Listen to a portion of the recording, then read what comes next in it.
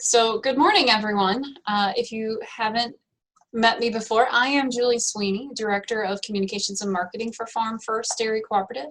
Before we begin today's meeting, I just want to review some of the meeting format. As a participant, you have been muted, so everyone listening can have a high-quality listening experience. Please ask any questions you may have by using the question and answer feature. You can access this by clicking on the Q&A icon at the bottom of your video window, which looks like this. In order to get through all the presentations, we will answer questions at the end of the program. If you have any additional questions you'd like to ask FarmFirst staff or directors, please feel free to call 608-244-3373 or email FarmFirst at info@farmfirst.com. You can also contact your local field representative or your district director. Their contact information is available in the monthly Milkline newsletter on page 2. At this time, I'd like to introduce and welcome FarmFirst Dairy Cooperative's President, John Rettler. John and his wife Joanne and their 4 sons farm near Neosho in Dodge County, Wisconsin, which is 50 miles northwest of Milwaukee. Their dairy is known as Tin Valley Farms and includes all 4 of their sons in the operation, with 3 working full-time. John has been involved with the cooperative for several years, first serving as a delegate and then participating on the Districting and Resolutions Committee before serving as a chairperson of the Family Dairies USA Milk Advisory Committee. Today, he serves as president of the board. John is passionate about sharing agriculture story within our rural communities, in addition to supporting the next generation involved in dairy farming. As a director, John strives to ensure the cooperative has established a strong financial foundation for the future while enhancing members' programs and services. John, welcome. 1 second, I need to unmute you. Okay, now you can go, John. Thanks, Julie. Hello and welcome to FarmFirst's first virtual district meeting. As much as we wish we could be visiting with all you in person, the board of directors decided that hosting a virtual meeting would allow us for a safer experience for all our members and staff. Going virtual also has allowed us to connect with more members since everyone can join from the comfort of their home. And for members that are joining us today, you will receive a Culver's gift card so you can enjoy a delicious meal at Culver's.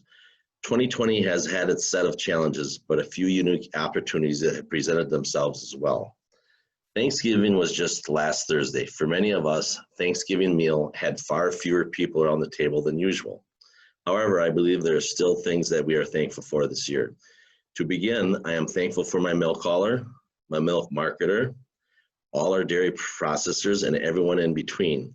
Being an essential business, it's easy when the rest of the world shuts down and these businesses are doing what they can to continue to make, package, and deliver dairy products to those that need them the most.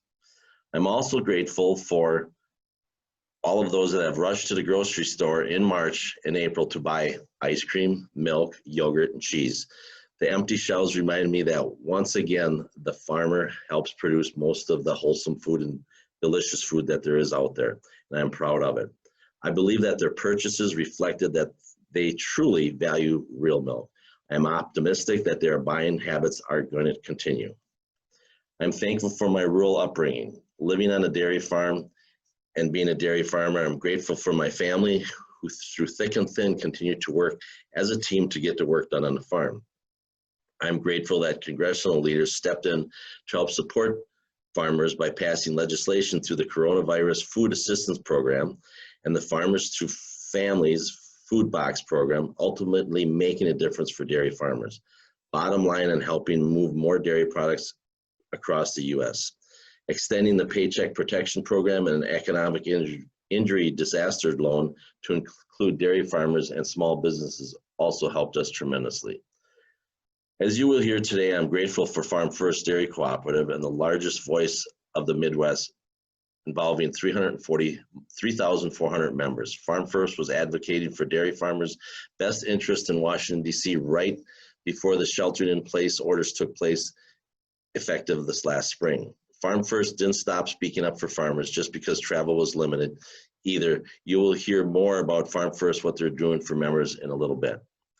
Before we get to that, I just would like to say I'm thankful for that you choose to participate and be involved in an organization that has truly believes in grassroots foundation. Members drive the future of our cooperative. FarmFirst is proud of the dynamic and diverse members that make us up as a membership body today. Again, thank you for being a member and joining us today. Now I would like to welcome FarmFirst General Manager Jeff Lyon to begin his presentation with the year review. Jeff? Well, thanks, John. As John said and mentioned, we do certainly wish we were able to gather with you in person at all the supper clubs in Wisconsin, the pizza ranches out in Minnesota, and all the restaurants in Iowa, Michigan, and South Dakota where we usually meet. But circumstances just don't allow us to do that this year. But I really looking forward to the opportunity here today to get our message out as to what we've been up to. And I'm going to provide you with a year in review. As you all know, and obviously experienced personally, COVID-19 really took a toll on the dairy industry. As John mentioned, shortly after the safer at home orders were put in place in mid-March. We all experienced a dramatic drop in demand, and then just as quickly, we saw milk prices increase to record levels. All during that time, dairy farmers, our members, processors were trying to balance milk production with sales and change your packaging, change your distribution to meet all those dramatic increases that we saw in retail sales. Yet through all this, FarmFirst Cooperative continued to be profitable in fiscal year 2020, which ended here on September 30th. Our member services division, which many of our members are most aware of, experienced a bit reduced income, but we maintain excellent control of expenses and were profitable again. Our milk marketing division, Family Dairies USA, experienced a significant reduction in revenue for the months of April, May, and June, which we expected. But Mick Holm, our director of milk marketing, was able to sell all the milk produced by our 165 patrons without having to dump any. And he's going to talk about that a little bit later in our program. And we all know that some of you and your processors were not as fortunate here this spring. When prices and revenue rebounded, we were able to provide our patrons with a competitive pay price. And in the end of the year, we were in the black. Our milk testing laboratory, Fox Valley Quality Control Lab, remained steady and experienced revenue growth as well. Because of all of this, our finances show an excellent balance sheet and statement of operations. The audit was recently finalized and will be reviewed and approved by the board at their meeting next week. With an eye on the future, the board took a deep dive into updating and building on the strategic plan for 2021. The last significant cooperative-wide strategic plan was approved at the time of the merger in 2013. Clearly, there's been significant changes taking place not only within FarmFirst Cooperative, but throughout the dairy industry. The board met 4 times during the summer and fall to discuss how to best position FarmFirst to continue serving and meeting member needs. And the board developed 5 strategic initiatives. And each one of those strategic initiatives has objectives, key performance areas, and an annual plan of work. Obviously, it's a great guide for all of us on staff as to what we're going to do in our positions to help move the cooperative forward. The strategic initiatives include our advocacy and the communications, and that communications is both with our members and how we get the message out to all of you, but also to the general public and to others within agriculture. Another area is membership and the program services. What are we providing, and what more can we provide all of you as our members as real tangible benefits to being a member of FarmFirst Dairy Cooperative. We also have the educational opportunities and leadership development. We'd be remiss if we did not work on those 2 areas to provide educational opportunities and to grow our cooperative leadership development for our next group of leaders. And then obviously it seems that business continuity. If we're going to keep all 3 of our divisions operating as profitable businesses, we need to take steps to do various things there to continue that to happen. And then obviously too is to most people is having the employee-employer relations. And when I talk about that, it's having a professionally trained staff that carries out all of the goals and missions and the activities of the cooperative, and because that's all important in the success of our cooperative as well. While FarmFirst has several programs and services, our core business for all of our members is our milk test verification services. As you all know, our field representatives review your milk tests regularly to ensure that components are consistent, and we serve as a liaison between the lab, plant, and member farm if there's any issues that come up. Our reference checks done by the field staff ensure tests and test equipment are working properly and accurately. Additionally, all our field reps are certified to perform bulk tank calibrations, ensuring that the bulk tank volumes are accurate and members are getting paid fairly for the milk that you produce. Obviously, we do this in consultation with the plant representatives, and we have such a great relationship with so many, and I know some of them are on the meeting today, and I appreciate you taking time to listen in and about what's going on within FarmFirst. Over the past year, we completed more than 160 calibrations for our members, and I think over the past two, it's been 300, and that's just a rough guess. When I asked the field representatives how many they've done, they try to go through and calculate how many they've got. So, but like I said, a great benefit that we have and what we can do for all of you, like I said, in consultation with your plant reps. Another unique member benefit that FarmFirst members have is access to our milk income loss program. And some of you are familiar with this, but I think it's great to go over this every year just because it's always somebody that finds out that it's something they didn't know about. Through this program, payments are made to farmers for the loss of milk income from a variety of situations. That includes the death of a cow by lightning or electrocution, the loss of electric power from the utilities or service entrance, from the utility to the service entrance, loss due to a fire or windstorm. You always have the impassable roads in the upper Midwest due to snow, ice, sometimes flooding, snow-covered roofs collapsing due to snow incidents. This is a self-funded program that is extremely important to the board of directors and that we maintain. It was updated in 2019 to include snow-covered roofs after we had some severe weather back in 2019 where we saw a lot of roofs collapse. Additionally, there's no longer the requirement to have storage for 1 day's milk production. Each member farm has a payment limit of $30,000 per calendar year. Okay, so what happened with the milk loss program this past year?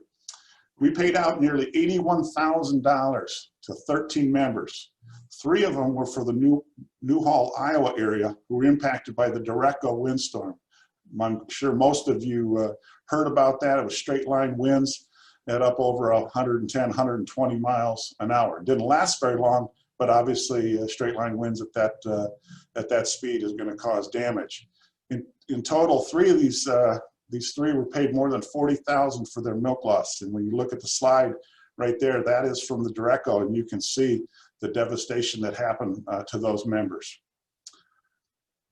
With all the volatility in milk prices and expected milk prices in 2021, the board of directors during our board meetings and also during the strategic planning spent a considerable amount of time discussing risk management and what the cooperative could do to assist members. Recently, we partnered with Armed Services LLC, and they're a leading ag risk management company, and they're eager to work with you in developing your risk management program. They can set you up with the Livestock Gross Margin Program, the Dairy Revenue Program, and I encourage all of you to contact them. One, to learn more about the Livestock Gross Margin Program, the Dairy Revenue Program, and how those things might work into your operation, because I think everything that we've learned in 2020 is the need for risk management tools, utilizing them to protect yourself from the lows and see what you can do to do your best and take advantage of the highs as well. One other thing, and one risk management, not part of Armed Services, but if you haven't done so already, I would encourage all of you to sign up for the Dairy Margin Coverage Program. The deadline for sign up of that is on December 11th. Jim Mulhern, who's going to be speaking here in a little bit, is going to get into more details on it. But certainly it paid out this past year, and when you look at where milk prices are headed and what they look like here for the first few months of 2021, certainly I think everybody should be in the Dairy Margin Coverage Program. Another benefit that's a cornerstone of FarmFirst is supporting members and their children. And this is always a great slide. We've done it ever since I've been here, and to show just how we give back to our members and their children through the scholarship program. We continue to make it a priority, and in 2020, 27 students were awarded scholarships totaling more than $21,000. And since 2013, with the merger, 192 students have been awarded almost $167,000. Like I said, when you look at the pictures of those young people, not many of them are taking careers or looking at careers in agriculture. Not all of them, but it's great to be able to support young people as they go about and in their careers. And if we can help them a little bit, it certainly is well worth it. So, like I said, if it's your child or grandchild, it's great. But for all of you, just to know that FarmFirst is supporting them, and I think makes everybody and should make you feel real good about the cooperative. Many things are needed to be successful and have a successful cooperative business. One, you have to have a professional staff that can lead and do the day-to-day kind of things. But one of the most important areas is the farmer leadership. And in order to increase the number of members interested and qualified to serve in leadership within the cooperative, this past year we introduced the FarmFirst Future Leaders Program. And we designed this program to be kind of an intense one-year program to enhance members' leadership skills while providing greater understanding of dairy industry. And we also put an emphasis on cooperative business and how cooperative business operates. Our first class included 10 young farmers, several of which who've been very active in our young cooperative program. And we had 4 one-day sessions scheduled throughout 2020. And our first one took place on March 4th. And then obviously, we all know what happened, then COVID hit. And with so many state restrictions in place, and some of the speakers that we had lined up, they had travel limitations for the agencies and other industry experts. It was really obvious that we weren't going to be able to conduct the program as envisioned and provide these participants with a great learning and networking experience. Just like this meeting, how we want to be in person to interact with all of you, that's the same kind of thing that we wanted for the FarmFirst Future Leaders program. So we decided to put the program on hold until we could gather in person, and we're hopeful that we'll get the COVID behind us here and we'll be able to resume that program here in 2021. Another tremendous benefit of being a FarmFirst member is our dairy policy advocacy efforts at the federal level. And it really all begins with having a seat at the table. You know, we know as an organization, the things that I do and the contacts that I make, you know, are very helpful in the whole moving federal policy, regulations, those things forward. But we know that to be truly effective, you can't go at things alone. As an organization, we're invested in the Midwest Dairy Coalition. That's a group of 7 cooperatives in the upper Midwest, and Steve Etka is our lobbyist in Washington, D.C. and works on our behalf there. We're also members of the National Milk Producers Federation, and they obviously helped us to enhance our own cooperative advocacy efforts. The National Milk is a highly regarded trade association in Washington, D.C. That I've known about and worked with for several years throughout my career. Joining us today is Jim Mulhern. Jim is the president and CEO of the National Milk Producers Federation. Jim and I have known each other since 1985 when I was a legislative staffer for a Wisconsin congressman. And Jim at that time was a relatively new lobbyist for National Milk, and we worked on the 1985 Farm Bill together. Now that dates both of us a little bit in going back to 1985, but I think it speaks a lot to that both of us have remained and been involved with farm bills and dairy policy in other ways. We both went on to different pursuits over the years, but we've remained in touch. We were united when I started with FarmFirst in 2018 in February, and Jim's been the president and CEO of National Milk, I believe, since 2013. He's highly regarded in ag circles and within Congress for his expertise on dairy policy. Today, we've asked him to review our successes over the past several months and what we're continuing to work on, and also to provide us with his best guess as to what we can expect from President-elect Joe Biden with respect to dairy and trade policy. Jim, welcome. Thank you very much, Jeff. It's great to be with you. Can you hear me and see me okay? Yep. Everything good? Okay. It's great to be with you, and thanks for that kind introduction. Yeah, Jeff, I actually, think about this as you were talking, go back even before 1985. And for me, the opportunity to be with you today is one that when Jeff asked me, I said, absolutely, because this is where I got my start. Some of you may know that my first job in dairy when I finished college at the University of Wisconsin was working for the predecessor co-op of what is now FarmFirst. This is where I learned really the in-depth ins and outs of dairy policy from the grassroots, and working with our, at that point, 5-state membership in the co-op.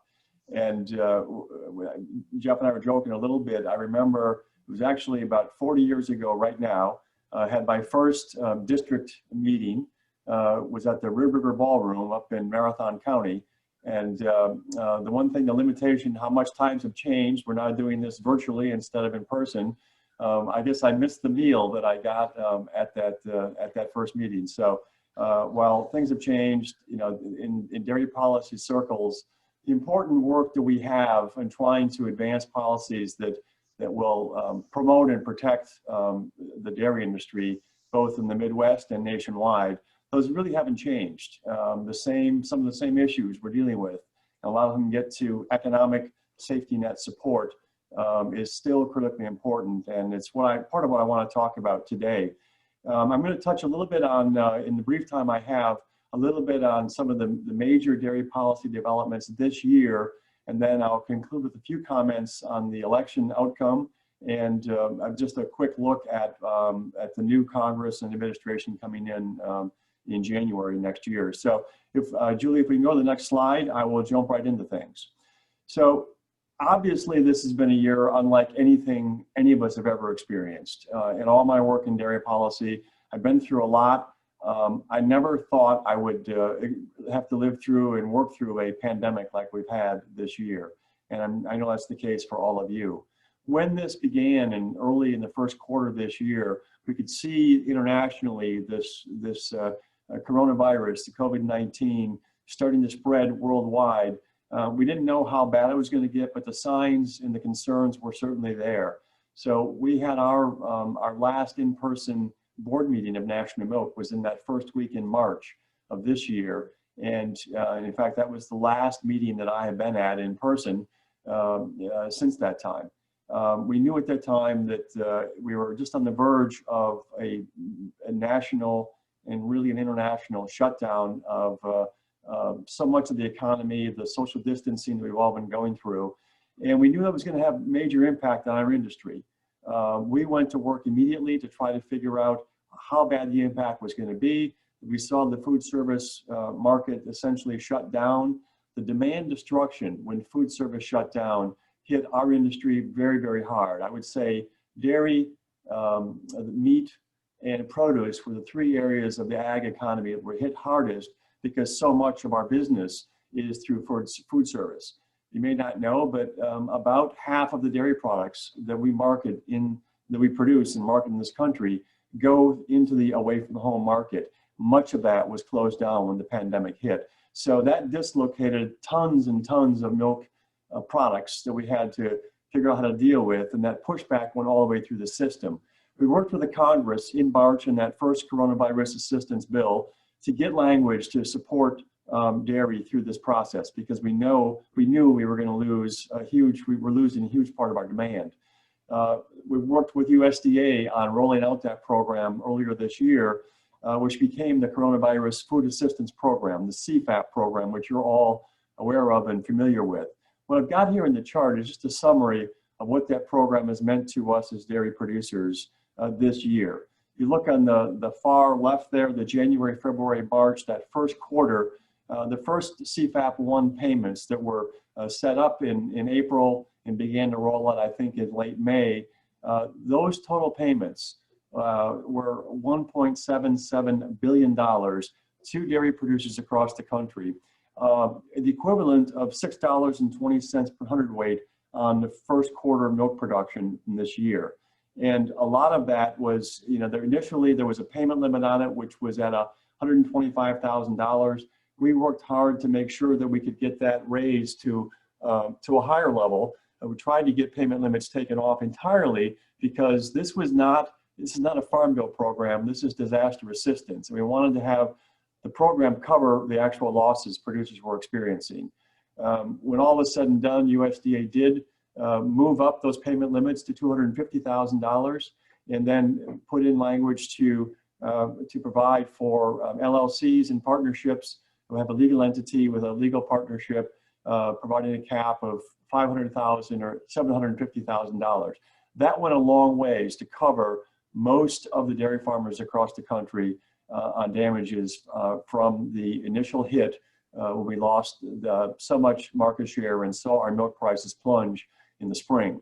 The CFAP 2 payments, which are outlined there in the red on my screen, hopefully that's what it is on yours. Those covered really the balance of this year, but the base that they used is the actual production during that period there. Total payments so far, and these are still being made, the total payments are over $1 billion. It says 1.06 million, that should be B for billion. And the equivalent per hundredweight price is $2.15 during that period. When you add those two payments together, that adds up to almost $2.50 per hundredweight added to producer milk checks on top of the milk price, which is making this year what could have been a catastrophic year for all of us, going to make it, frankly, a much better year than I had any reason to expect, and really any of you should have had any reason to expect back in March and April of this year when we saw those markets collapse. So CFAP payments to producers have been almost $3 billion. That's just on the milk income. There are also payments on livestock. Many producers have gotten those, as well as payments on corn and soybeans and other commodities. But this is just the milk payments that were made, $3 billion, almost $3 billion. Payments are still being made. I think the deadline for application on the CFAP 2 is December 11th. So if you haven't signed up for this yet, and I don't know why anybody wouldn't have signed up for it, but if you haven't, you still have time to get in and file with the FSA for payments under this program. Let's move to the next slide and break down this looks at where the payments were made across the country. And you can see that this tracks with areas of large milk production. So the greatest payments, the largest payments have gone into the state of Wisconsin, $550 million of those total CFAP payments into Wisconsin, another $168 million in Minnesota, $85 million into Iowa. This is based on actual milk production. Payments in California, $427 million. Those are lower than Wisconsin, even though California produces more milk. Payment limits did hit producers in California. That's why the Wisconsin payments are higher. But you can see what this has meant all over the country to producers in every region. So it's been a major, major positive impact on our industry to get that level of assistance. Let's go to the next slide. The other part of the program from USDA, beyond the direct payments to producers, was the product purchases. And that was a key area that we pushed very, very hard to get USDA to engage in a program to provide products. When we saw 25, 30 million Americans losing their jobs, either losing completely or having their hours cut back, we knew that the demand on food banks was going to dramatically increase. And so we strongly urged USDA and the administration to do as much as they could to take this displaced product that didn't have a home in food service and move that into the food bank community to address this great increase in food insecurity across the country. Now, as you can see there, we've had 4 rounds of food box purchases, and they have been substantial. All total, and we've had milk, fluid milk, cheese, cottage cheese, yogurt, dips. A lot of products have moved into this program over the course of the year. total estimated dairy purchases of about $1.25 billion. Taking those products off the market has helped to buoy milk prices for all producers across the country. So in addition to direct payments, we've had the benefit of these food box payments. Now, that yellow box there, what's going to happen coming forward? We've been pushing, strongly encouraging additional legislation for COVID relief. The current program ends the end of this year. There has been legislation passed by the House, which would extend assistance in this area. The Senate has not passed that bill. It's been a number of weeks of negotiation. They kind of died around the election. Yesterday, there's been talk of trying to re-up those efforts. I'm not convinced yet that Congress is going to get a bill passed by the end of the year, but I am convinced that if not here yet in December, I think this will be a top order of business next year. So I do look for more purchases or more assistance in this area. We're hopeful that dairy is part of that, and we'll have more to come when we see what moves through the Congress and to the President's desk. Let's go to the next slide. So I wanted to look here at the market impact of these food donation purchases. I talked about the $1.25 billion in expenditure from USDA, but the impact of those purchases are much greater than just the money spent on the product. Just between the period of June and October of this year, that 5-month period, USDA has purchased 1.7 billion pounds of dairy products between the cheese, the butter, the yogurt, and the fluid milk. 1.7 billion pounds of product, equivalent to about 6.5% of the milk produced in the country during that period, with an impact on the all milk price. Now, this is the national average all milk price of $3.35, 100 added to the all milk price during this period.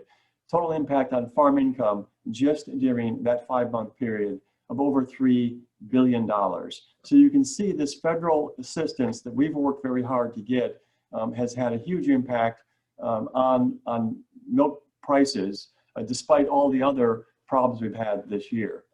Let's go to the next slide. And here I tried to total up what this support has meant. This is really the direct assistance. So the slide I just showed you, showing that $3.5 billion impact on market prices, doesn't address the assistance here. I talked about CFAP 1 and 2, the Dairy Margin Coverage Program, additional $200 million in payments under DMC for those producers who signed up. Frankly, had we had a higher sign up, which you got to have for next year, all you people should be in, and I'll talk about that in a little bit later in the presentation here. But the payments this year, about $200 million so far in DMC. The Farmers to Food Box, I said $1.25 billion there. USDA also made purchases under Section 32 and additional market facilitation payments, those trade mitigation payments. There were still some of those made this year, another $610 million. Now the last box there, that's the Small Business Administration Paycheck Protection Program and the Economic Injury Disaster Loan Program. We don't have data on that yet. I saw numbers from USDA the other day that indicated about $5 billion in SBA payments have been made to agriculture producers across the country. I know from the involvement we had from our members in PPP and EIDL, there could have been another $1 billion in assistance provided through the SBA programs this year. So it's well over $5 billion in direct support. That didn't happen by accident. It didn't happen overnight, and it didn't happen without a lot of hard work. John, Rettler, Jeff, we've had discussions about the efforts to get support in the Congress, and you guys were instrumental in getting your congressional delegation supportive of the kind of assistance we've gotten here. It took all of us across the country, but the work that FarmFirst did in bringing support with your congressional delegation helped pave the way for all that followed and all these numbers that I've covered. So it really requires all of us working together, and you all as members of FarmFirst have been shoulder to the wheel in making all this happen, and has benefited all of us, not only on the producer side, it's also benefited consumers by providing these products to people who badly needed them. Let's go to the next slide. So I talked about the DMC payments. This is what it looked like for this year. This is at every coverage level shown here. What you see is that far left where the circles are, the 950 coverage level, the new coverage level, which we were able to get in the 2018 Farm Bill. You may recall that the 2014 to 2018 period, the old margin protection program only covered up to that $8 coverage level, which was clearly inadequate for the level of support that we needed. The program did not provide the coverage needed. We were able to add higher coverage levels up to 950 in the 2018 Farm Bill, and you can see right there how important that was.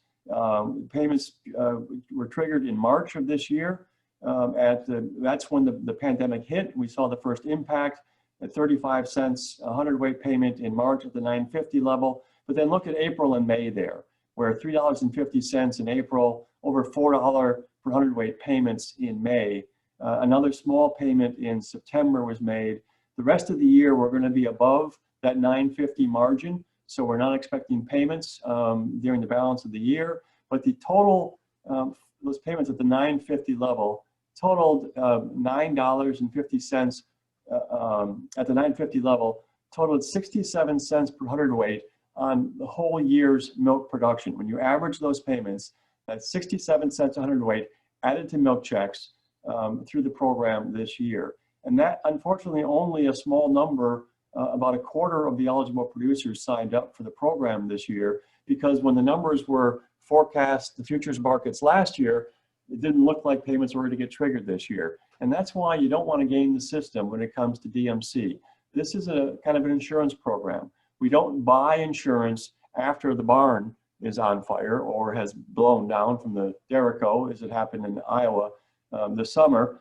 You buy it to protect yourself. And that's what this program is about, and it's going to be so important going forward.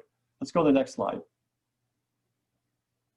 So this just shows the total payment levels. We had, look at that 950 level, the $200 million in total payments. There were just about 11,000 farms, operations enrolled in DMC, 11,500 enrolled in DMC this year. We need to get that number up, because what you're going to see when I show you the outlook for next year is this program is likely to trigger when we get into next year. Let's go to the next slide. So this is the margin forecast, and this is the last 3 years, the 2019, the 2020 actual. The solid red line is actual.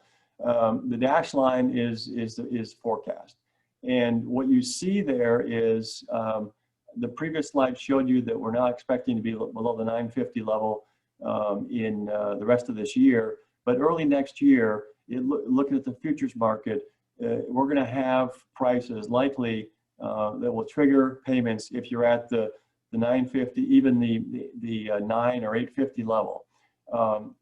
That is a good indication of what we're expecting right now for prices, because this pandemic will continue. The food service is not coming back anytime soon.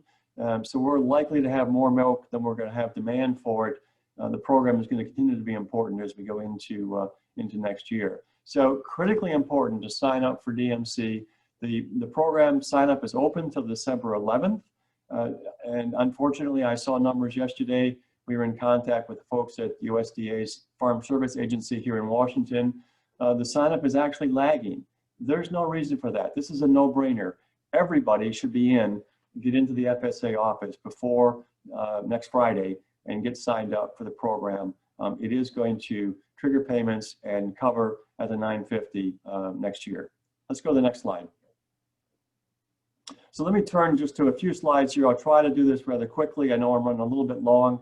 Jeff, I hope I don't mess things up with your schedule. But let me just give you a quick look at the political outlook as we see it today. Let's go to the next slide. So we've been through the elections. We have a new president. We have a new Congress coming in next year. The one thing that hasn't changed is divided government is going to continue.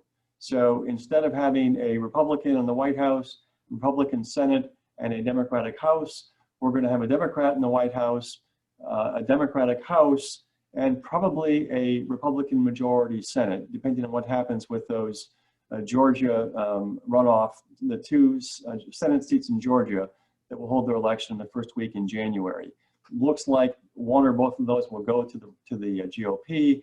So I'm kind of expecting that it's a good chance that we'll have a Republican majority control of the Senate, which means more divided government. That means that things have to move to the middle to get things done. And we've been very successful in dairy in particular, and working on a bipartisan basis to move our agenda through. I'm hopeful that we can continue doing that as we go into next year.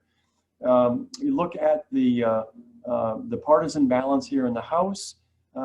Democrats actually lost seats in the House, and the Democratic majority is going to be down to somewhere between 9 and 11 seats, it's looking like, a much smaller margin than Democrats had in the current Congress. So again, it's going to mean you're going to have to move to the middle to get things done. Clearly, additional COVID relief is going to be on the agenda.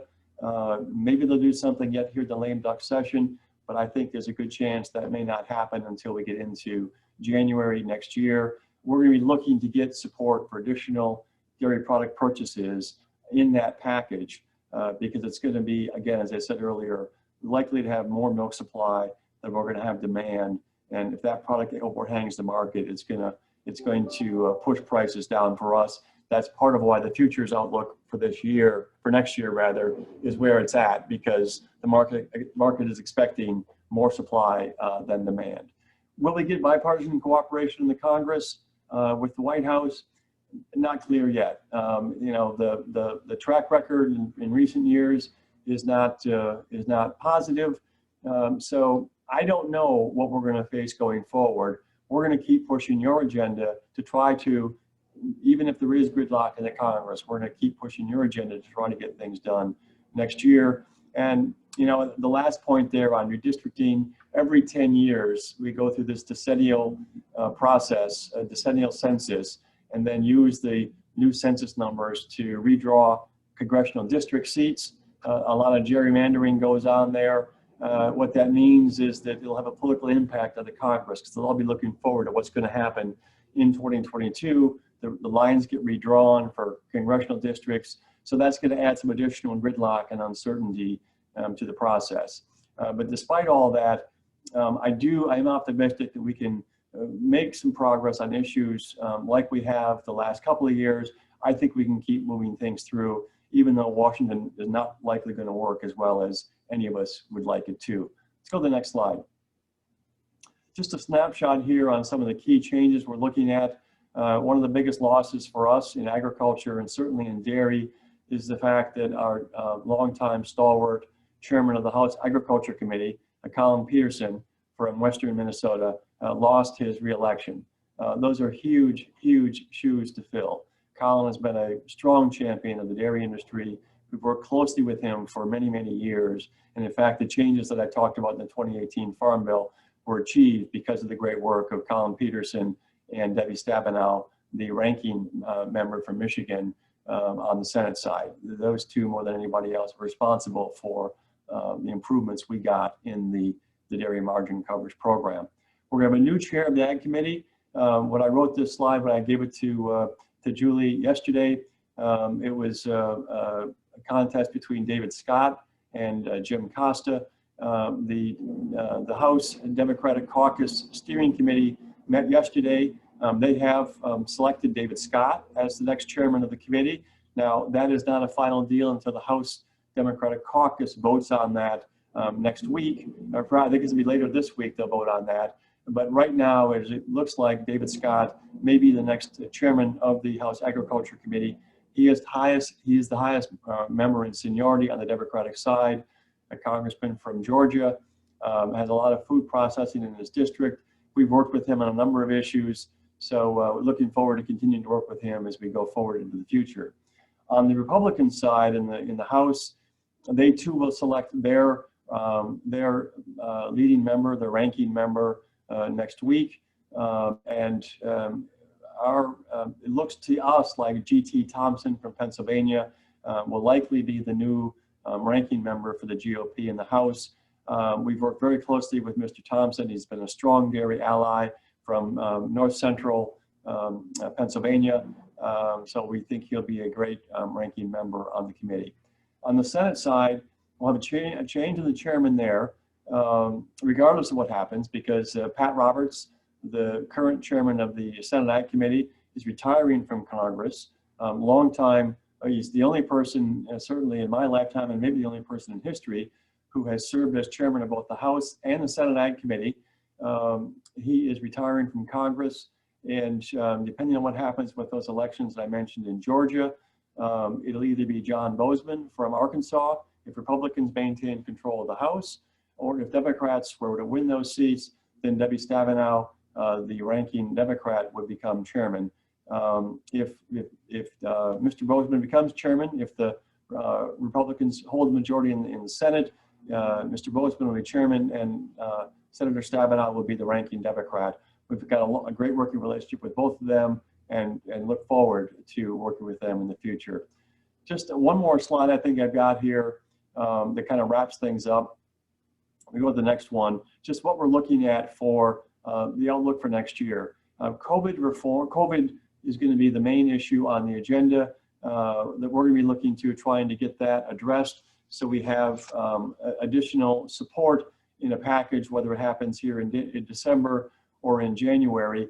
The good thing is that ag policy, which is in the bill that passed the House, we've got funds in there, provisions in there for dairy donations. That hasn't been the controversial issue in the package. It's been bigger picture issues. And then once we get through that, there are other things I could talk about on trade policy, but we're going to soon begin the process. Even though 2023 is a few years off, Congress will begin that process of looking at what needs to be in future farm policy, probably later next year in 2021. It'll be a couple-year process. We'll be likely looking at some tweaks to improve the dairy margin coverage program, looking at other risk management efforts. But let me simply conclude. I mean, I could say a lot more. Let me wrap this up because I've gone long on time. Let me wrap up by saying that I think we're well positioned. I think it's been a year that could have been catastrophic. The support we've gotten from the Congress, from the administration, has certainly been a strong help to all of us. And what could have been, as I said, a catastrophic year is going to end up being a year with milk prices between the milk market price, and then you add in the payments from CFAP, the direct assistance payments.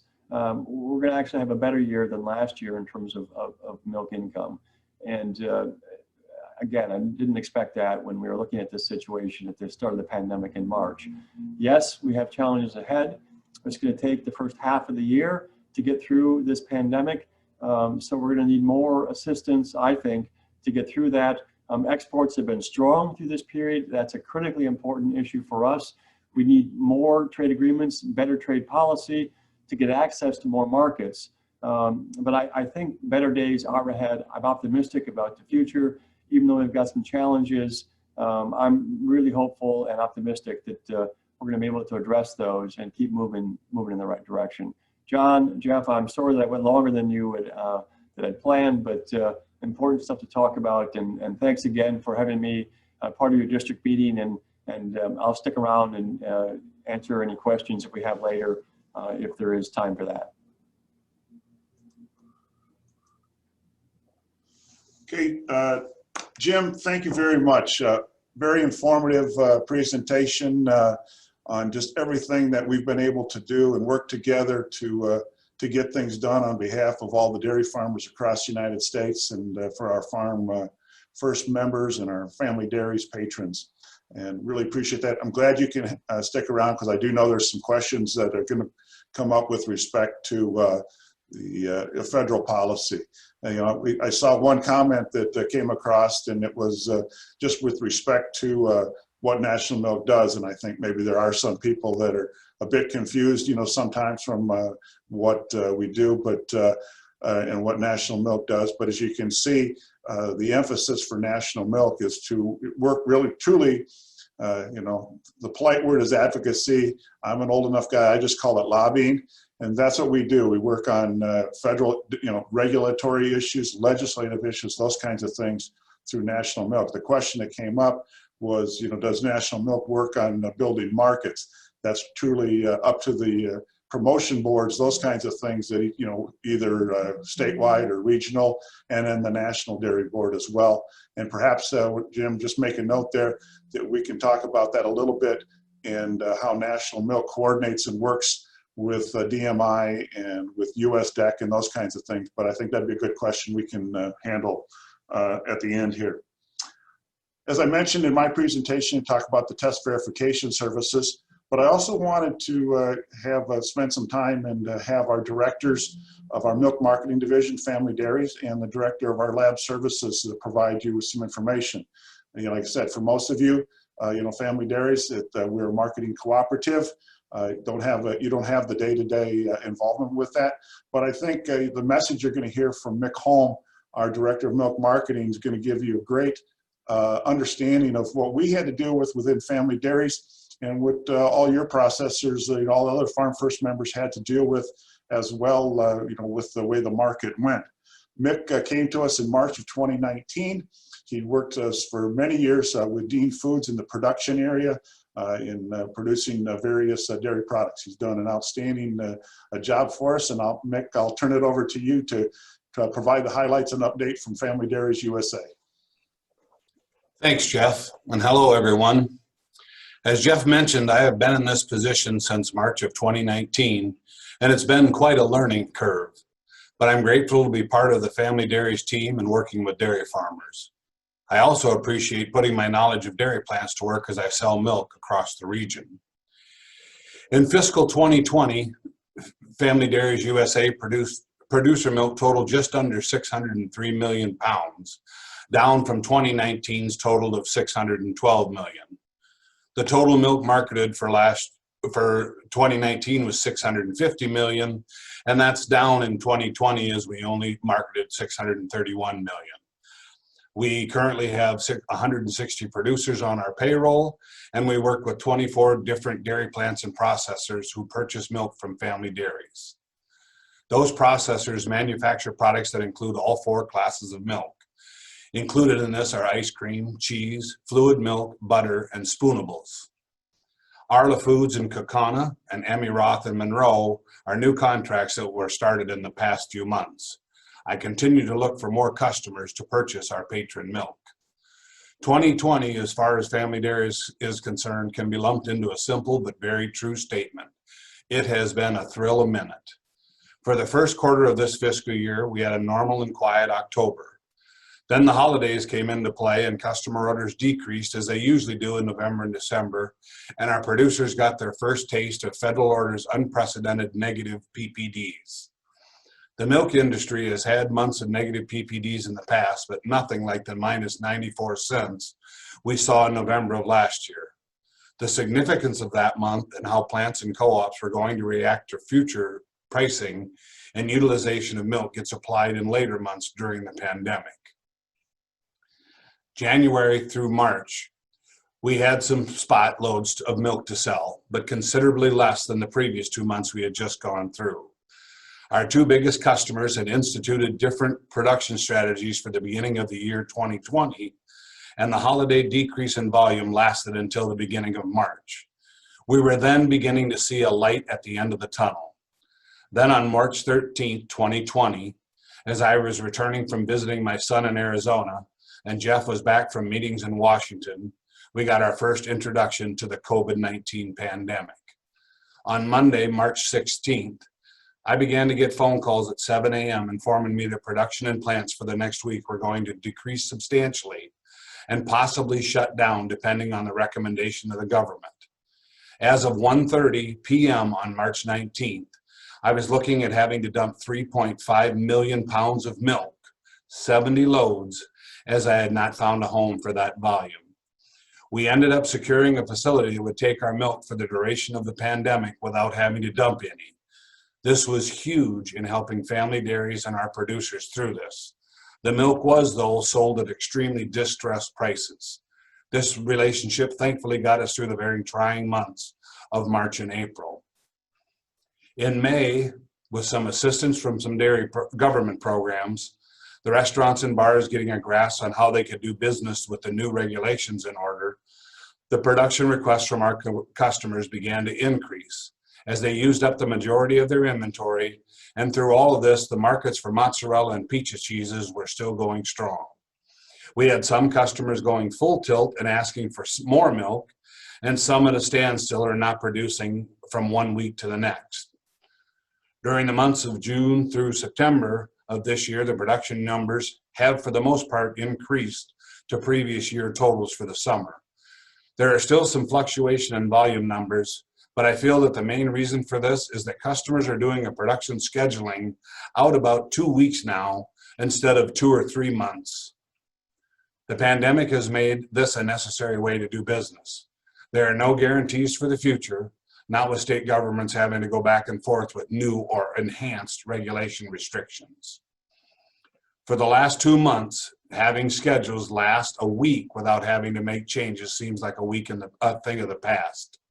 Without stretching the truth at all, I would say that at some time in the last 8 or 10 weeks, every one of our customers has at some time or other had their plants upended because of an employee or employees coming down with a virus. Plants have had to call at night, the weekends, and sometimes 3 or 4 times a day, changing their production schedules, trying to meet their customer needs while juggling a workforce that they are unsure of. This looks like it'll be the norm through the winter months and the holidays. But thankfully, everyone that I am associated with says the same thing. We are all in this together.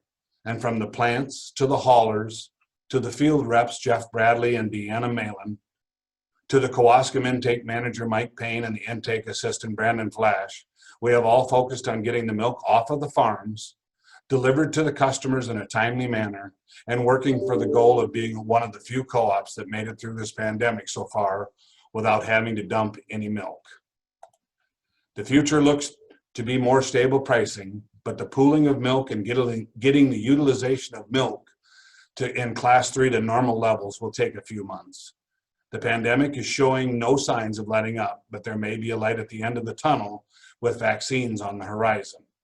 Our customers are for the most part calling for an increase in volumes for the year 2021.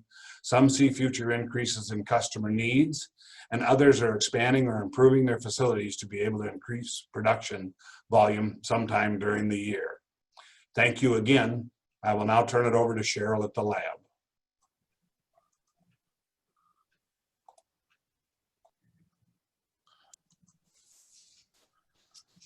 Before Cheryl gets started, everybody should know that, you try to do a dry run here and we have a script and everything. So, the whole meeting goes really good and the general manager is just adamant that it all runs good. And he was the first one to go off script. So I forgot to introduce Cheryl. I was going to introduce both Mick and Cheryl at the same time and go into their presentations. Cheryl Harmon has been the Director of Lab Services at our Fox Valley Lab for many, many years. And she and her staff of Tony Barrow and Cheryl Zablocki Wagner do an excellent job of doing tests for all their customers in an efficient, accurate manner. They really meet the needs of all our customers, and it's many of the processors that our FarmFirst members ship to and do an outstanding job for us. And Cheryl, it's great working with you, and I appreciate it very much. And I'd just like to turn it over to you to talk a little bit about what the tests that the lab can do. And I know today you've got some comments that you want to make just to help our members with producing high quality milk. Cheryl, go ahead. All right, thanks, Jeff. And I just want to say that everybody knows at the annual meeting how much I love coming up and talking to everybody. These Zooms are awesome. I don't have to be in front of a podium. So Fox Valley Quality Control Lab is based in Kekauta, Wisconsin, about 20 minutes from Green Bay. As Jeff mentioned, my staff and I combined bring a total of over 30 plus years of experience to the dairy industry. We are all proud to say that we were raised in the understanding the needs of dairy farmers, whether it was from a farm or through a cheese plant. Our lab offers a wide variety of milk and water testing for dairy farmers, such as bacteria, inhibitors, added water, sediment, butterfat, protein, lactose, other solids, somatic cell counts, and MUN tests. We also conduct individual cow testing for pregnancy, Johne's, leukosis, and mastitis pathogens. Well water analysis not only includes bacteria, we also offer metal and mineral packages to help on your farms. While we're located in northeastern Wisconsin, we conduct tests for farmers and municipalities throughout Wisconsin, Illinois, Iowa, and Michigan. The history of the lab has shown that two main problems dairy farms deal with are bacteria issues as well as antibiotic issues. The Wisconsin Department of Ag, as well as the National Farm Program, require producers to use antibiotic therapies according to label directions. One of the biggest issues is withhold times. If not followed, the withhold times are no longer valid or accurate as printed on the label. The lab recommends testing treated cows with the drugs written on the label prior to putting the milk in the tank. There are two common tests used for on-farm cow milk sampling for antibiotics. From our experience and research, we recommend using the Charm Cowside 2 or the Delvo SPNT for on-farm testing. The commonly used Charm SL and Charm SL 3 are designed for commingled bulk tank milk at the plant level. Over the past several years, plants have become increasingly less tolerant of antibiotic issues. While they are few and far between, any farmers using antibiotics off-label are at a higher risk of compromising their relationship with their milk producer. Ultimately, it is still the producer's responsibility to sell safe milk.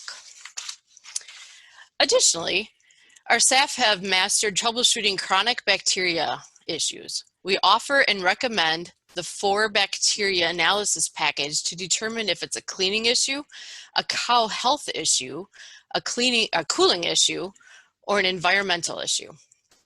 The 4-bac analysis that we call it includes the following tests: standard plate counts, the preliminary incubation count, or PI as your field rep's probably used to calling it, a lab pasteurized count, and the coliform count. A high plate count PI and LPC normally indicate environmental, equipment cleaning, or poor cooling issues.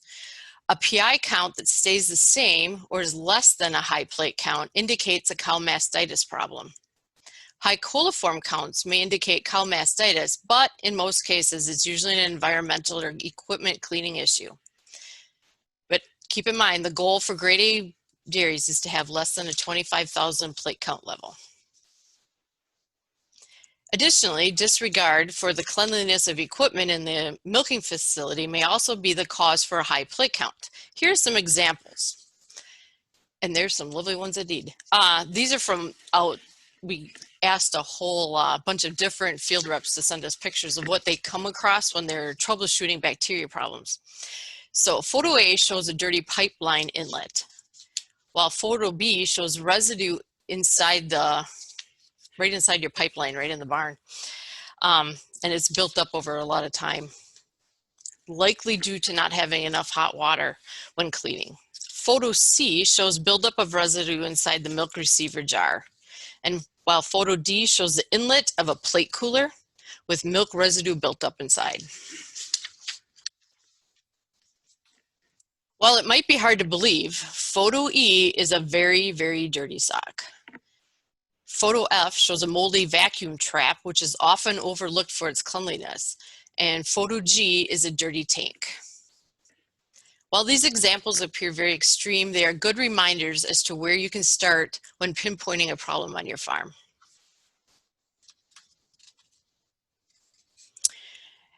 As for COVID-19, our work at the lab has been business as usual. There's not been a day that the lab hasn't been open, nor have we encountered a dairy plant that was shut down. Being a lab, we already have cleaning and sanitizing protocols as well as a deeper understanding of how a virus like COVID-19 works. So we maintain proper cleaning procedures, limited visitors to our lab, and we've been able to remain open through it all. Out of great caution, the lab did develop a backup plan, just in case we had to go into quarantine, which would have allowed for the milk testing to continue operating smoothly. The only problem we have been experiencing with the increased COVID-19 testing is you can't get lab supplies anymore. In fact, yesterday, there's no longer pipette tips around. We are very limited in the amounts that we can order at a time, and and prices have skyrocketed. If you have any questions about our services and want to learn more, please visit our website at foxvalleyqclab.com or call us. We'd love to talk at 920-731-5484. The website also hosts a variety of resources for troubleshooting quality problems on the farm. Thank you for joining us today, and stay safe, everyone. Thanks, Cheryl. Before we conclude our 2020 district meetings, we would like to remind members that you should have received the ballot in an envelope with your district meeting invitation. If you have not done so already, please complete your ballot and send it in the mail by tomorrow to ensure it's received and counted. All ballots must be postmarked by December 3rd. Jeff, I'll hand it over to you to discuss resolutions. Yeah, I can't stress enough too, just what John said. We've got a lot of the ballots have come in, and appreciate everyone who has got them in. And like I said, if it's on that one pile that you've been meaning to get to it and make your votes, because it's an important part of what we do as a cooperative in electing our leadership, whether it's the board members, the DNR committee, or our delegates. And it'd be very much appreciated if you could get those in. One of the other important parts of what we do is our resolution process, and in developing policy, and it gives us direction as to which way the cooperative is going to go, what we're going to be. The easy way I always say it is what we're going to be for and what we're going to be against. And you can see on the slide there that you get to get those members, to get those things in. The deadline for getting resolutions into us is December 31st. So you can get those in, and you can just email me directly with those ideas and thoughts that you have. I can go over and talk to you about, what our current policy is, those kinds of things, and help you draft them and write them. I've been doing that for a lot of years in my life, and helping work through those different kinds of things. I had a call from a member yesterday who had a thought and idea wanting to know, does this fit in with what we do? And I just told him, just write down what you want to do, and I can work back and forth with you on that. So deadline to get those in is December 31st. And our DNR committee, the District and Resolution Redistricting Committee, will meet in early January, and they'll put together a draft policy for consideration by the delegates, and we'll take care of and have our delegate session when we do our annual meeting in February. So you can see everything on the slide there, and any thoughts that you might have and ideas that where FarmFirst should be on some issues. Certainly we can work on those things. I think you need to go to the website as well too, and you'll find that a lot of those things are covered. If you get on the website, you'll see that we have a number of priority issues that we're already working on. We'll go into the questions now, and going to have go through that, and I've had a chance to look at them, and as you might expect, they are generally on the federal policy side, regulatory side, Jim, so I think a lot of them are going to go to you. But the first area that I wanted to talk about and ask about is the in the area on the federal side is question came up with regard to supply management. In doing different things, Jim, that in the upper Midwest, we've had a lot of different discussions on that within FarmFirst the last couple of years. We've had some policy and had discussions, and it's pretty interesting from the standpoint it's not a cut and dried either way. You have people for, people against it. The question that came in is to possibilities of that as far as and then looking at it in the future, and maybe you could talk about the policy statement of National Milk and what happened there, Jim. Sure, thanks, Jeff. And this issue of supply management it's a very important one for our industry. And as you said, Jeff, it is one that there's lots of opinions on it. And many of you may remember that in 2014, in that Farm Bill, National Milk's policy was to institute was essentially a supply management program. It was a two-part program. It had the margin coverage program on one side, and it had essentially a supply management program was the first half. And those of you who followed the 2014 Farm Bill debate may remember what a bloody battle that was. We had the then Speaker of the House, John Boehner at the time, attacking that approach. We had the processors, the dairy processors and the IDFA strongly attacking the approach. We had consumer groups strongly attacking the approach. And the net effect was that proposal was knocked out of the 2014 Farm Bill. And I will actually add that a lot of dairy producers across the country did not support it as well. And in fact, some of the loudest voices against it came from the upper Midwest, some from Wisconsin, Minnesota, were actually actively lobbying against that package. So that was about the time that I came into National Milk. Those of you who don't know me, don't know my history.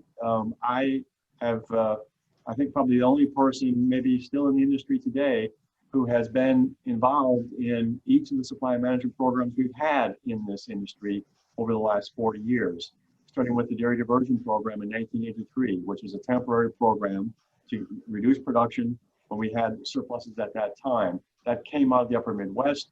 I was at your predecessor co-op. We were pushing that policy. I came to Washington after that and worked on the 1985 Farm Bill, where we got the Dairy Termination Program. Again, we were still in chronic surplus. The whole herd buyout was a program to try to reduce milk production so we could improve prices. We did that, it worked, it had that positive impact. In 1990 Farm Bill, we tried to get a supply management program. It was called two-tier pricing, not unlike what we proposed in 2014. In 1990, we had a divided Congress, the same debate that took place in 2014. I've seen it before, it happened in 1990, and the industry was split then. The bottom line is this, and it's twofold. One, there is not agreement within the dairy producer community in this country on supply management. There is strong support in some quarters, there's strong opposition in others, and when we proposed it in 2014, some of the very people who are advocates today sat on their hands. They weren't engaged in the process. That was, I think, our best chance of getting it. That's within dairy. Within agriculture, supply management as a tool of federal farm policy is one that has been largely moved away from. We don't have as much of on the crop side, we don't have as much of the set-aside programs. Maybe we'll come back to those, but we don't today. And farm policy has moved away from supply management. I don't say that with a point of view. I say it as historical fact and the reality of what we're dealing with. So there's a long answer. The debate will continue. There are advocates of it. I think we saw last spring, if you caught my comments, picked up on my comments earlier, one of the things that we did that worked successfully in the spring was to co-ops instituted base plans to reduce production because we knew we had about 5 to 10% more milk than the market could take. Those base plans were effective.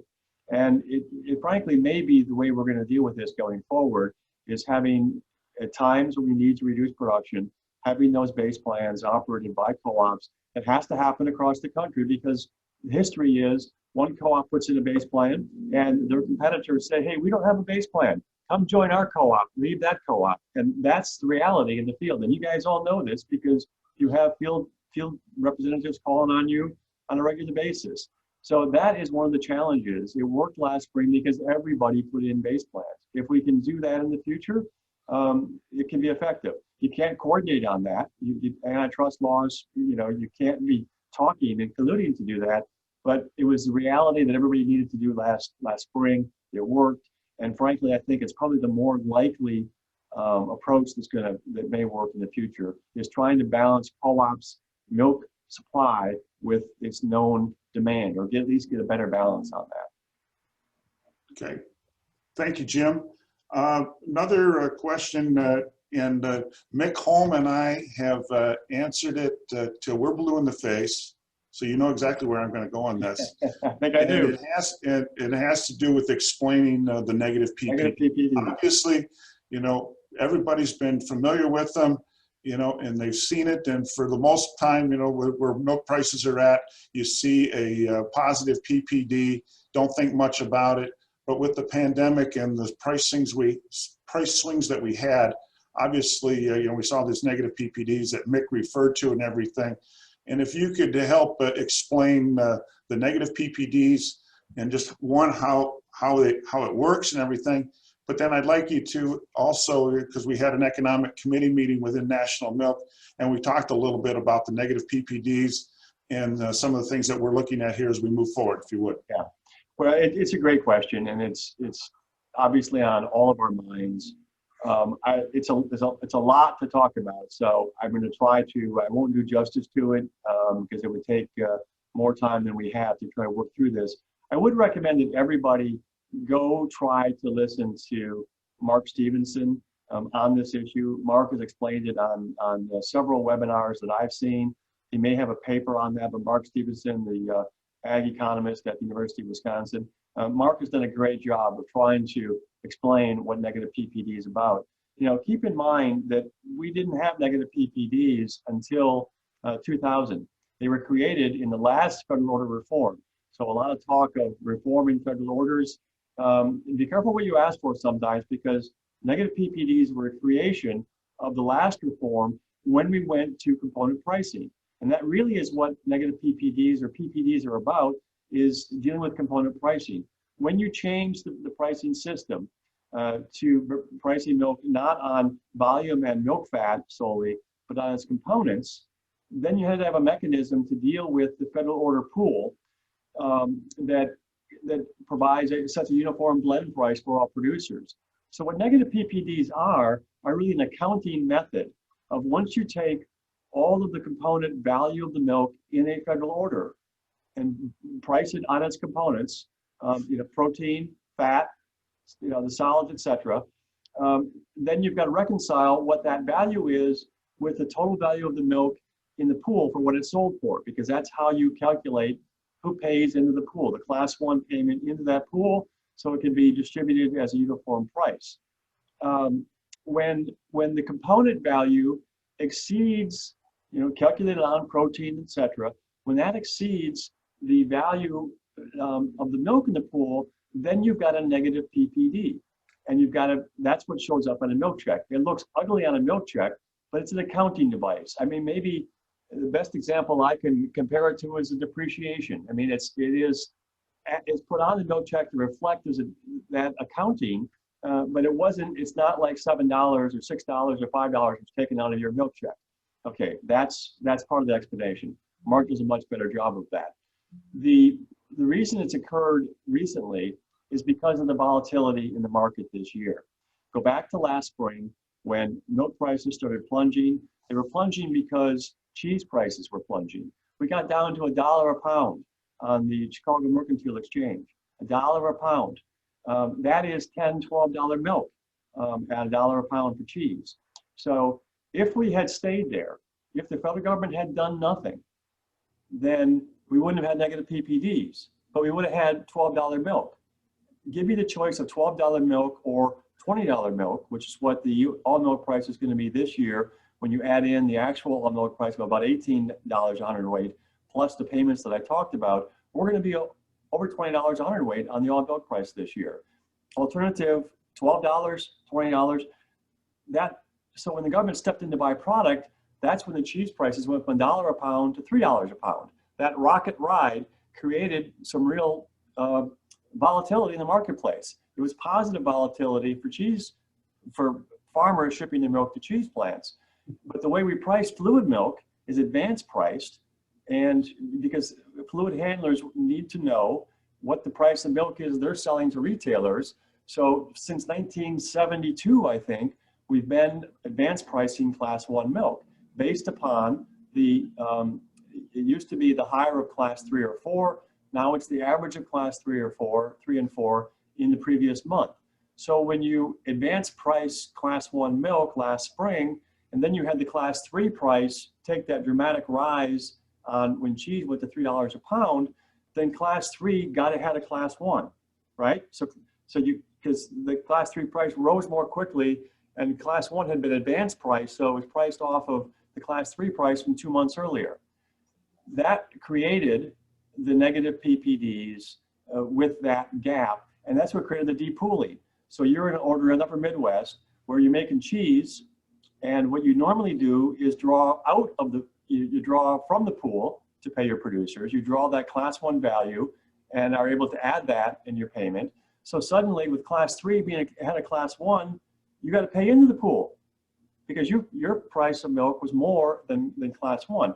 Well, the rational thing to do in that situation is not to pay into the pool, but to pay it to your producers by depooling. That's essentially what cheese plants did, and that's most of the class 3 handlers had that massive depooling because rather than pay it in, they were able to pay it, into their milk checks.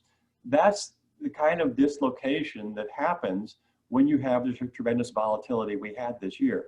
We don't normally have this kind of volatility. You don't want to set up a federal order system to deal with a once in a lifetime or once in 100 years situation, which, knock on wood, hopefully this pandemic is a once in 100 year occurrence. A long answer. I could say a lot more, but the negative PPDs are a consequence of the volatility in the marketplace we've had. They're not going to last forever. They're an accounting method. They're not taking money directly out of your milk check. It is accounting for that pool. So I hope that helps shed some light on the subject, Jeff, but I really would encourage people, if you really want to understand this, turn to Mark Stevenson's, just Google Mark and you'll find his comments on this negative PPD issue.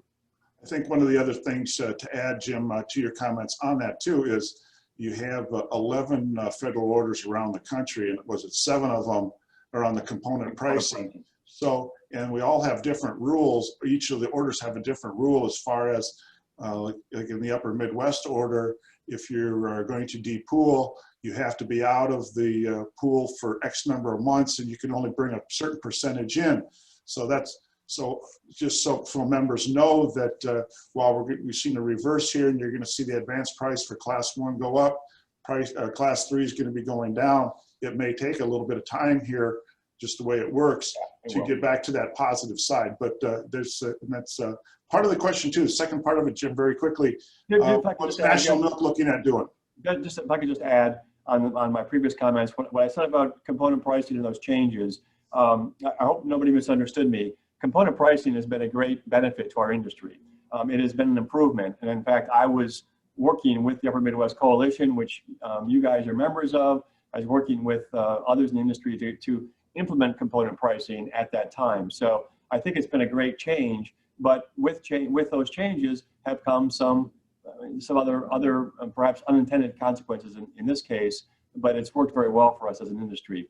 So what National Milk is doing, and Jeff, you know this well because you're on the Economic Policy Committee, and we're looking at addressing these issues, and it's early in the process, but we're trying to look at issues like depooling. It is an order by order issue. Different orders do have, as Jeff just said, different standards for depooling. The Northeast has some of the tighter standards. That may be an issue that we want to look at on an order by order basis to address that depooling. You want to have it so easy that people just jump in and jump out of the market. You may want to, and it should be decided on an order by order basis. We're also looking at the issue of the higher of, the mover, the class 1 mover, if you will. It was changed, the 2018 Farm Bill, from the higher up to the average.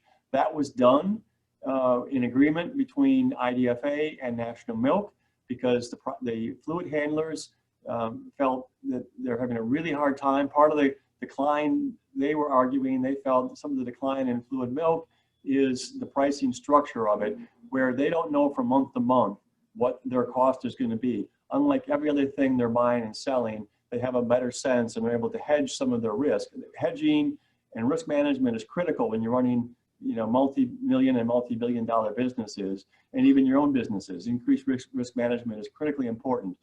So they never knew when it was the higher of, you never knew from month to month what was going to be the mover to price class 1 fluid milk. By going to the average, then you have a better sense. You can hedge against both class 3 and class 4 to get that average. But we knew that the higher up had provided a benefit on the producer side of the equation over the last 17, 18 years. So that's why it was the average plus 74 cents per hundredweight, because the difference between the higher of and the average of 3 and 4 over the last 17, 18 years was that 74 cents per hundredweight. We added that in to capture it. So long term, it would be revenue neutral. In the short term, with this pandemic, it's been revenue loss. We've actually seen class 1 would have gone up more if you were using the higher up instead of this average. we're looking at some changes on that to try to address that, to maybe put some kind of limit on the movement up and down, because right now it does seem, given the experience this year, that the risk is carried by producers. That was done partially to help encourage fluid milk sales, partially to make sure that we had support across the dairy industry for our gains in the 2018 Farm Bill. We did have a unified industry in the 2018 Farm Bill. Producers and processors working together on those provisions that I talked about that brought the Dairy Margin Coverage Program. And in fact, that's the first time in the 40 years that I've been working on dairy policy that producers and processors had come to agreement. Some of those battles of the past have been very important, but if we can work together, we're better off as an industry. We have enough opponents outside the dairy community. We don't need to have constant battles within the dairy community. So everything we can do to pull together is to our advantage, and it's going to be more important as we go forward. But those are the things we're looking at, Jeff, and I expect we're going to have some recommendations to advance probably first quarter, second quarter of next year. Correct. Okay. I just want to do that. Like I said, I've been part of that early discussions. We're going to have more meetings on that so we can keep members informed of where things are at. And that'll be kind of the discussions that we have as Farm First with our members as to the direction we should go, just as it always operates. We're past our time, but I still see people hanging on here. I got two more questions. And we had several questions regarding negative PPDs all in there, and I think you did an excellent job on that. What I brought up though is, can you just provide a relationship, just exactly, what National Milk does in the relationship with DMI, and USDA, those kinds of things. That might just help our members understand it better, because like I said, they're day to day on the farm, don't necessarily understand all those things. If you could, Jim. Yeah, that's a great question, and I forget to even ever do that, because living and breathing it as I have for so long, I don't always think about the understanding people have of what we're involved in. So National Milk Producers Federation, based here in Washington, is the association of all the nation's dairy cooperatives together. We represent dairy producers through their cooperatives. All of you as members of FarmFirst are members of a cooperative. That's how we provide representation for you. Our focus is on all things dairy policy at the federal and the international level.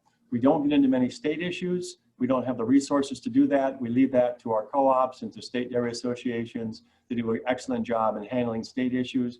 But anything federal, whether it's on Capitol Hill, within USDA, EPA, the Food and Drug Administration, the Department of Labor, OSHA, those are the things that we deal with on the policy side.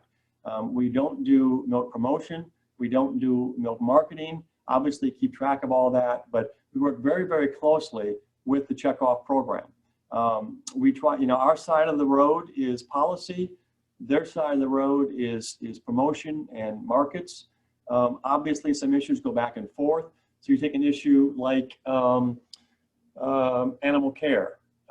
That's one where we work together on, because it does affect the marketing. It does affect the marketplace. It is buyers of milk and dairy products hearing from their consumers who have been talking to us about concerns in the consumers' minds that have led to some of the approaches we've taken to demonstrate to consumers the high level of quality animal care provided by dairy farmers across this country. And that's why the farm program, which you all are part of, is so important to the marketplace, to our customers, and to consumers. That's a program that is funded largely by the checkoff program, DMI. We administer the program because through the co-ops, we're closer to the producers in many ways. So we're working hand in glove on all these issues, but the focus of National Milk is on the policy side. We're the ones going to Capitol Hill, going to USDA, going to the White House, representing the interest of dairy producers across the country on everything from the economic safety net issues that I talked about to the labeling issues. We're the ones taking it to the imitators, doing this battle on labeling of imitation dairy products and the abuse that is going on in the marketplace there. That's us. That's you through us taking that issue to FDA, trying to enforce stronger labeling requirements. Environmental standards, we're the ones working to try to get reasonable policies and get EPA to back off on certain things that create headaches and problems for us. So again, policy side, national milk, market promotion side, research, and nutrition education, all of that is the checkoff program, National Dairy Council, Dairy Management Inc., the National Dairy Board, all that funded through the checkoff. We're not checkoff funded, and we are funded by our members and represent you on all these issues. Hope that helps. Yeah, that does. And likewise, for all the members listening too, the same holds true for the USDEC, the Dairy Export Council. That's where National Milk works on the trade policy side of things, and USDEC is working to try to advance and grow export markets. So it works the same way. One last question, Jim, and on the political side of things, your best guess as to who President-elect Biden will appoint as the Ag Secretary? Yeah, it's a great question, and it's not clear yet. So the two front runners, I would say, for Ag Secretary are former North Dakota Senator Heidi Heitkamp and Ohio Congresswoman Marcia Fudge. Senator Heitkamp has been engaged. Many of you may, coming from the Midwest, may remember and know Senator Heitkamp's work. Obviously representative of a strong agricultural state and steeped in farm policy, was defeated, I think, in 2018, and is certainly a strong candidate for secretary.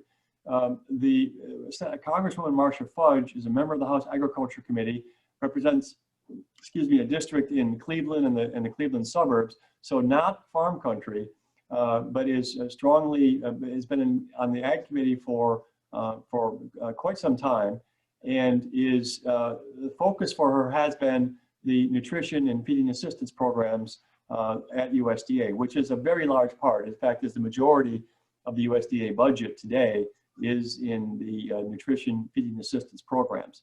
We've worked very, very closely with Congresswoman Fudge and with Senator Heitkamp for many years. I think either one of them would be strong secretaries. I have no concerns with either of those as a potential secretary. In fact, look forward to having one of them be the secretary. There are other names being mentioned. I don't think it's necessarily a two-person race. A lot of times, the media focuses on one or two names, and the first names out often are not the ones that actually become the selection. So, I know I've heard Senator Amy Klobuchar's name mentioned as a potential candidate. There are others that were at USDA previously who are also some potential candidates. So I think, I wouldn't bet on any individual at this point. I think it's that those decisions are being held pretty close to the best by the Biden transition team. But I think whoever it is, our record at National Milk and the dairy industry of working in a bipartisan fashion is put us in very good stead to advance our interest as an industry, our interest as a dairy producer community, as a dairy cooperative community. So we've worked with all of these folks. They have great respect for all of them. I've got no concerns with whoever's going to be the next secretary.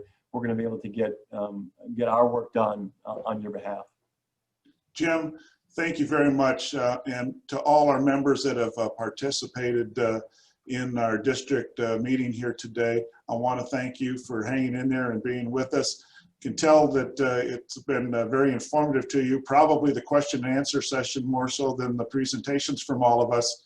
But I think we provided you with a wealth of information as far as what FarmFirst is all about, what we do, and Jim, having you come in with your expertise and knowledge of what's going on, just an added dimension to our meeting. Again, a final reminder, if you haven't got your election ballots in, please do that. And on the resolutions, if you have any ideas and thoughts on position of where FarmFirst and eventually National Milk will be on different issues and different things you want me to take, the board has asked me, and I serve on the board of directors for National Milk, so I'm part of those meetings and serve on various committees.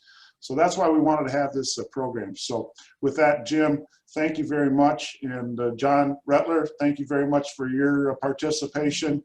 Cheryl Harmon, Mick, Julie, thank you very much for pulling everything together.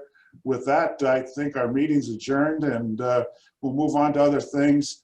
And I want to wish everyone a very safe and healthy holiday season here as we hit December.